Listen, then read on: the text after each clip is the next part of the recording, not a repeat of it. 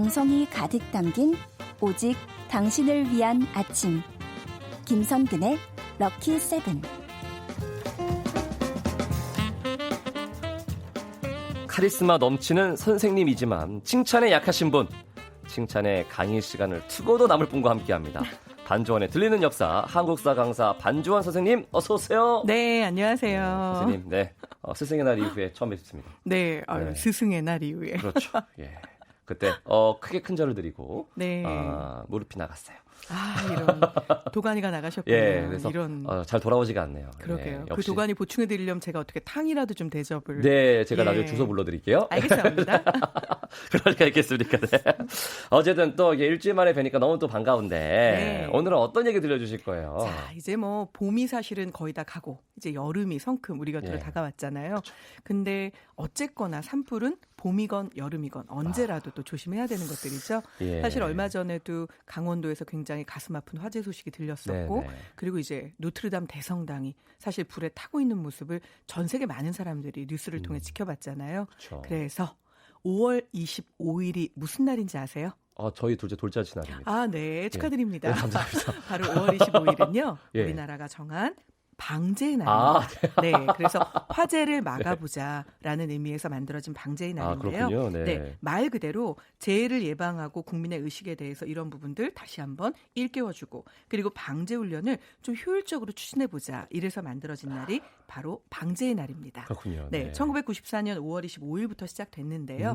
이거에 대한 이야기 관련해서 역사 속의 화재 그리고 그 화재를 진압하기 위한 노력 이에 대한 이야기를 들려드릴까 합니다. 네. 갑자기 제가 저희 둘째 돌잔치를 TMI를 얘기해서 되게 슬픈 얘기였네요. 네, 어쨌든 이제 산불로 피해 입으신 모든 분들께 다시 한번 좀 심심한 위로의 말씀을 드리면서 재해 예방에 대한 국민의 의식을 높이는 날, 방제의 날 여러분들 알아두시고요. 그러면 역사 속에서 우리 조상님들께 이 화재는 어떤 의미였을까요? 자, 뭐 이제 많은 여러 가지 의미들이 있을 텐데요. 자, 조선시대에도 이 여염집 아낙네들은 사실 부뚜막에 불을 관장하는 신이 살고 있다고 믿었습니다. 네, 그래서 그 신의 이름을 조왕신이라고 불렀는데요. 그래서 아궁이에 불을 뗄 때는요. 나쁜 말을 삼가하고 경건한 행동으로. 왜냐하면 내가 나쁜 말을 하고 뭔가 나쁜 마음을 가지고 불을 떼면 조왕신이 그걸 다 듣고 있다가 그래? 그럼 내가 그놈한테 그 집에 요 불을 좀 날려줄까? 이러면 이게 결국 화재가 되는 거잖아요. 네. 자, 그런 피해를 입게 될까 봐 부뚜막 위에는 발로 밟지도 않았고요. 걸터 앉지도 않았다고 합니다. 이야. 그리고 매일 아침이 되면 새로 떠온 흔히 우리가 정한수라고 부르죠. 네. 그 물을 부뚜막에 올려놓고 조왕신에게 오늘 하루도 화재 없이 안전하게 그리고 맛있는 음식 먹고 따뜻할 수 있게 해주세요라고 빌었다고 합니다. 그러니까 우리 조상들한테 있어서 불 또는 이런 것들은 어떤 두려움의 대상이기도 하지만 경외의 대상, 그런 또 숭배의 대상 그리고 뭔가 나를 정화시켜주는 좋은 이미지도 있었던 거죠. 복합적이었네요. 그렇죠. 불이 대하는 게 아무래도 그럴 수밖에 없죠. 네. 일반 가정도 불을 이렇게 신성시하고 경외의 대상이었으면은 궁예선 더 했겠네요, 확실히. 그럼요. 네. 뭐 알고 계시겠지만 당시에는 건물을 짓는 재료가 거의 다 나무로 되어 있잖아요. 네. 그러니까 만약에 궁에서 불이 난다. 이건 뭐 어마어마한 일인 거죠. 자, 그래서 조선 왕실에서는 이런 것들을 막기 위한 여러 가지 장치가 있었는데요. 그중에 대표적인 것, 요거는 아마 궁에 한 번 정도 체험학습을 가셨던 분들이라면 보기는 다 봤을 겁니다. 가본 적이 없어요. 네, 그러세요? 네. 자, 예를 들어 경복궁도 마찬가지인데요. 예. 궁에 가면 거기에서 가장 메인이 되는 건물이 있죠. 자, 그런데 그 가장 중심이 되는 건물에 내 모퉁이에 보면요. 보통은 쇠로 되어 있는 큰 이 놋그릇처럼 생겨 있는 어마어마하게 큰 이런 지금으로 따지면 이 고무 대야 같은 건데요. 그거 정도 사이즈가 되는 거기에 물이 하나 가득 담겨 있기도 하고요. 또 다른 경우에는 돌로 이것을 만들어 놓기도 합니다. 자, 거기에 물이 가득 담겨 있는 요거는 드무라고 부르는데요. 네, 드무 들어보셨나요? 아니요. 드무. 약간 불어 같죠. 드무. 예. 근데 이 드무는요, 실제 용도가 방제용입니다. 그러니까 물론 불이 나면 그 물을 쓸 수도 있겠죠. 하지만 조금 상징적인 의미를 더 많이 담고 있는데요. 불의 신, 화재를 일으키는 요 화마. 근데 요거는 조왕신하고는 또 다르죠. 불을 불러일으켜서 남에게 피해를 주는 말 그대로 불마귀인 거잖아요. 나쁜 놈, 나쁜 놈. 네. 나쁜 놈. 그런데 이 화마는요. 얼굴이 흉하게 일그러져 있다고 합니다. 그래서 화마가 내가 이 건물에 불을 내야지 하고 왔다가 그 드무 아주 가득 고여있는 물에 비친 본인의 모습을 보고 화들짝 놀라서 이건 뭐지? 이러고 도망을 갈 수 있게. 그렇게 사실은 약간 조금은 우리가 알고 있는 주술적인 의미 이것을 담고 있는 게 바로 드무인데요. 이것뿐만이 아니라 또 다른 형태의 주술적인 의미도 왕실에서는 화재를 막기 위해서 자주 사용을 했습니다. 그래서 여기서 다짜고짜 퀴즈를 하나 드리려고 하는데요. 궁에 잘 가본 적이 없어가지고 지금. 자, 궁에 가보지 않으셨어도 이 건물의 이름을 단 한 번도 들어보지 않은 사람은요. 성인 중에는 아마 드물 겁니다. 뭐 어린아이들은 못 들어봤을 수도 있겠지만요. 자, 그런데 제가 다짜고짜 퀴즈를 낼 때 요거를 같이 맞추고 싶어 하시는 우리 청취자분들이 너무 많으시더라고요. 그러니까요. 그래서 이 퀴즈는요. 우리 아나운서님이 맞추지 마시고요. 딩동댕 면제부를 받으셨네요. 자, 우리 청취자분들이 맞출 수 있게 도와주셨으면 좋겠는데요. 알겠습니다. 기왕이면 선물도 좀 하나 주시면 네, 얼마나 좋을까요? 그럼요. 네. 그러면 보았습니다. 이번 다짜고짜 퀴즈는 우리 청취자분들과 함께 맞춰보겠습니다. 천만다행이고요. 한 분 추첨해서 그럼 선물도 드리겠습니다. 자, 그렇다면 1061 짧은 문자 50원, 긴 문자 100원, 콩은 무료입니다. 네, 자 그러면 그 행운의 주인공 누구실지 자 우리 이제 맞춰봐야 되죠. 네. 풍수지리학적으로 볼 때 경복궁은 자 그런데 검색해서 맞추기 없기예요. 검색하면 안 돼요. 검색은 저도 할 수 있어요. 경복궁은요. 불의 기운이 많은 땅에 세워졌다고 합니다. 그 불의 기운을 억제하기 위해서 경복궁 안에 만들었던 누각이 있습니다. 누각. 자 그런데 이 누각은요. 태종 때 완성이 됐는데요. 태종 때 신하인 하륜에게 누각의 이름을 짓게 했고 당시의 세자였던 양녕대군에게 그 현판에 글씨를 쓰도록 했습니다. 자 이때 지어진 이름이 바로 이것인데요. 자, 이곳은 매우 빼어난 아름다움으로 외국의 사신들이 찾을 때마다 감탄을 금하지 못했다는 일화가 숨어져 있는 누각입니다. 자, 이 누각. 자, 누각이라면 끝이 루로 끝났을 텐데요. 짠짠 루. 이 짠짠 루는 이름이 완성되면 무엇이 되는 걸까요? 근데 저도 같이 맞춰야 되는데 저도 문자창이 보이잖아요. 너무 하나의 답이 계속 올라오고 있어가지고. 그러네요. 이미 너무 많은 분들이 이 정도면은 이게 정답이 아니면은 지금 약간 쿠데타 일어날 것 같은 느낌이. 맞습니다. 그런데 정말 다행인 것은 정답이네요. 정답이네요. 그러니까 저도 들은 적이 이게 물 한가운데 떠 있는 그 누각. 바로 그렇습니다. 배를 타고 들어가야 되는 그 누각. 바로 그렇습니다. 그리고 이 누각은요. 실제로는 이 용 있죠. 그 용 모양으로 되어 있는 만들어진 용 두 마리를 그 누각 밑에 묻고 왜냐하면 불이 났을 때 이 용이 불뿐만이 아니라 물도 뿜어서 이 불을 관장해 줄 거라고 믿었던 건데요. 이 외에도 약간의 주술적인 의미를 담은 많은 부적들도 이 건물에서 발견이 됐습니다. 그중에 가장 유명한 부적은요. 물수자 있죠. 물수. 그 물수자를 조그맣게 쫙 여러 개를 써서 그걸로 용을 완성하는 겁니다. 자, 이러면 이 용이 불과 물을 관장해 줄 거라고 믿었던 거죠. 자, 그럼 이제 이쯤에서 우리 정답을 발표를 해야 될 텐데요. 이거는 제가 지금 너무 떨려서 왜냐하면 방금 어떤 분이 너무 멋진 오답, 자경루 이렇게 부르셨어요. 저도 봤어요. 자경루. 그래서 제가 혀를 자격당했습니다. 자경루는 그건가요? 술잔 띄워놓고 빙글빙글 도는. 아니옵니다. 땡! 자경루는요. 역시. 바로 우리나라에서 만든 최초의 물시계인데요. 그렇죠. 장영실이 이 과정에 참여했었고 또 세종대왕이 이 부분에 대해서 강한 의지를 가지고 있었다고 전해지죠. 역시 언제나 과유불급이다. 라는 거를 이제 답을 한번 이거는 발견 수준이네요. 답을 한번 발견해 보겠습니다. 정답은 경회로 맞습니다. 딩동댕 축하드립니다. 정답자 가운데 5382님 축하드리고요. 5382님. 선물은 너무 경회로에 잘 어울리는 떡국 세트 선물로 드리겠습니다. 저도 정말 좋아하는 이 떡국 세트 축하드립니다. 꼭 맛있게 드시기를. 이렇게 하니까 또 재밌네요. 다짜고짜 드리니까. 그럼요. 아나운서님이 맞춘다는 부담이 없을 때에는 너무나 재미있죠. 너무나 편안하네요. 계속 이랬으면 좋겠네요. 좋습니다. 경회로까지 얘기 나눠봤고요. 그럼 이외에 좀 화제를 막기 위한 또 다른 노력들 계속 있겠죠. 자, 사실 불을 일으키고 싶어서 일으키는 사람, 화제를 내고 싶어서 내는 사람은 없겠지만 때로는 방화범이라는 범죄도 있을 수 있으니까요. 아유, 안 되겠네요. 자, 우리 조선의 태종은요. 화재와 관련해서 금화령이라는 법을 1417년에 발표합니다. 자, 그런데 이 법에 의하면요. 실수로 자기 집에 불을 내면 곤장이 40대입니다. 실수인데도? 네. 그리고 만약 이웃집까지 불태우면 곤장이 50대입니다.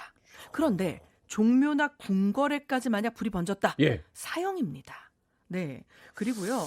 이 궁궐의 창고를 지키거나 죄인을 네. 관수하는 관리가 만약 불이 났는데 이 물건을 버리고 그리고 죄인들이 옥에 갇혀 있는데 이 사람들을 버리고 자기 혼자 화재를 피해서 도망갔다. 이 사람은 곤장이 100대입니다. 자, 그런데 곤장백대라는 말에 지금 별로 우리 김성근 아나운서님이 뭐야 다른 사람 죽으라고 지금 옥에 그냥 갇힌 채로 놓고 갔는데 겨우 곤장 100대야? 이렇게 생각하셨죠. 죽나요? 곤장 100대면? 곤장을 보통 20대 이상 맞으면요. 예. 살이 헤어지고 30대 이상을 맞으면 뼈가 드러나고 50대 이상을 맞으면 평생 그 장애를 안고 가야 한다. 이렇게 되어 있거든요. 네. 결국 곤장 100대면요. 그냥 죽을 때까지 맞는다. 네. 이렇게 생각하시면 됩니다. 아, 네. 결국 굉장히 엄벌에 처했던 거죠. 네, 알겠습니다. 네, 굉장히 무서운 내용과 함께 노래를 한 곡 듣고 오겠습니다. 성시경의 너에게 듣고 계속 얘기 나눠보죠. 네, 김성근의 럭키세븐 수요일 코너 반주원의 들리는 역사. 우리 화재 얘기를 위해서 빨간색 옷을 입고 오신 반주원 선생님과 함께하고 계십니다. 네. 그럼 혹시 옛날에도 뭐 소방서나 소방관 분들 이런 분들이 계셨나요? 있었습니다. 예. 네. 있었겠죠. 예. 그렇습니다. 바로 이 세종대왕. 뭐 이제 제 코너를 사랑해 주셨던 많은 청취자분들 또 사랑해 주시는 많은 청취자분들은 제가 얼마나 이분을 좋아하는지 이미 알고 계실 겁니다.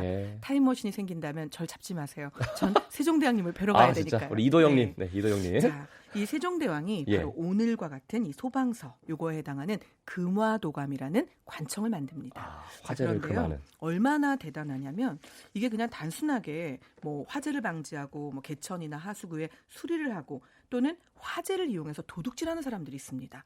불을 지르고 그걸로 이제 눈길을 좀 돌린 다음에 다른 데서 물건을 훔치는 거죠. 그러니까 도둑질만도 나쁜데 방화까지 했으니까 정말 따따블로 나쁜 사람들인데요. 자, 이런 사람들 전부 다 색출하게 하고요. 이런 모든 일들을 사실상은 금화도감이 맡아보게 합니다. 그런데 또 한 가지 놀라운 것은요. 사실 세종대왕은 조선시대 복직에 뭐 대단한 대왕이다라고 말해도 전혀 부족함 없는. 못하시는 게 없네요, 이분은 진짜. 네. 그러니까 제가 가끔은요. 저 혼자 생각에 세종대왕 외계인설을 정말 제기하고 싶을 정도로 어떻게 한 사람이 이 모든 것들이 가능했을까. 사실 굉장히 궁금한데요. 이분이 이 금화도감에 화재를 통해서 집과 식량을 잃은 백성들을 구하고 돌보고 그들이 얼어 죽거나 굶어 죽지 않도록 하는 일까지 함께 맡깁니다. 결국은 불만 다스리는 게 아니라 사람의 마음과 처지까지 모두 다 사실은 감싸 안았던 건데요. 원스톱 서비스로 딱 그래요. 바로 이런 일들을 맡아보았던 사람. 금화군이라고도 부르고요.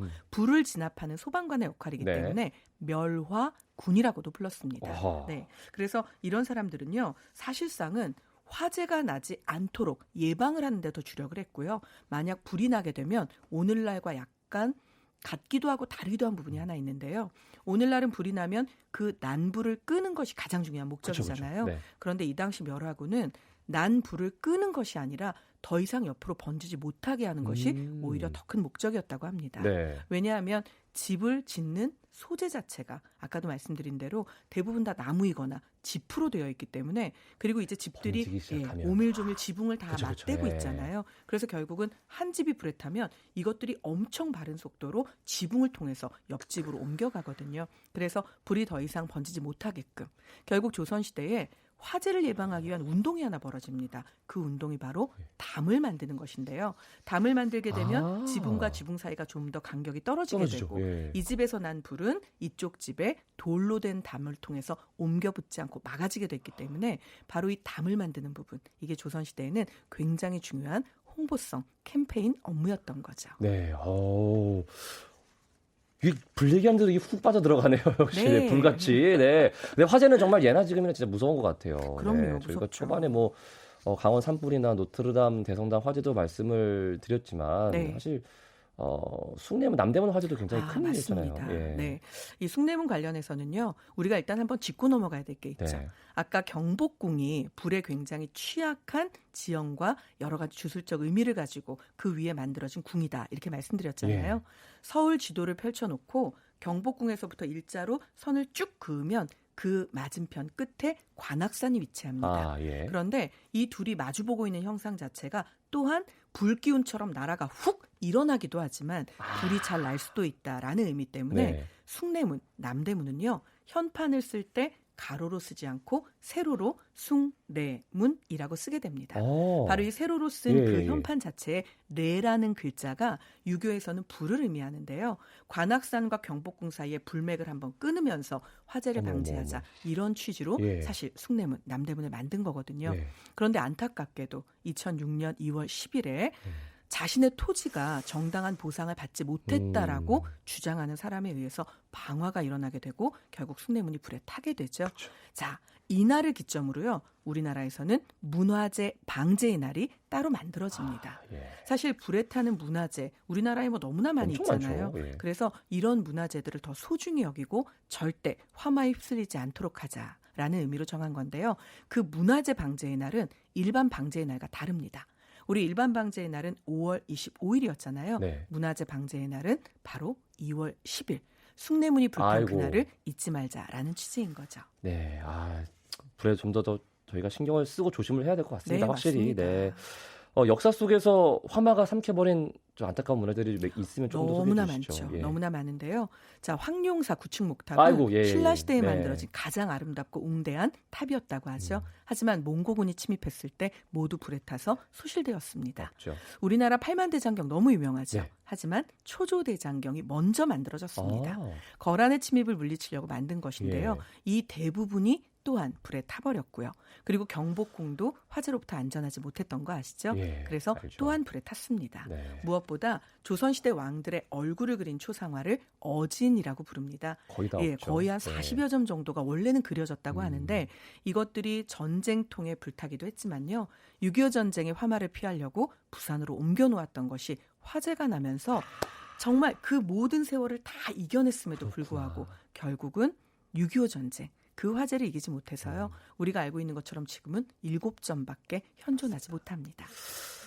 참 여러 가지 생각을 많이 하게 되는 시간이었던 것 같습니다. 네, 유익하고 많은 걸 알아가는 시간이었습니다. 오늘 수업 잘 들었습니다. 선생님 고맙습니다. 네, 감사합니다. 네.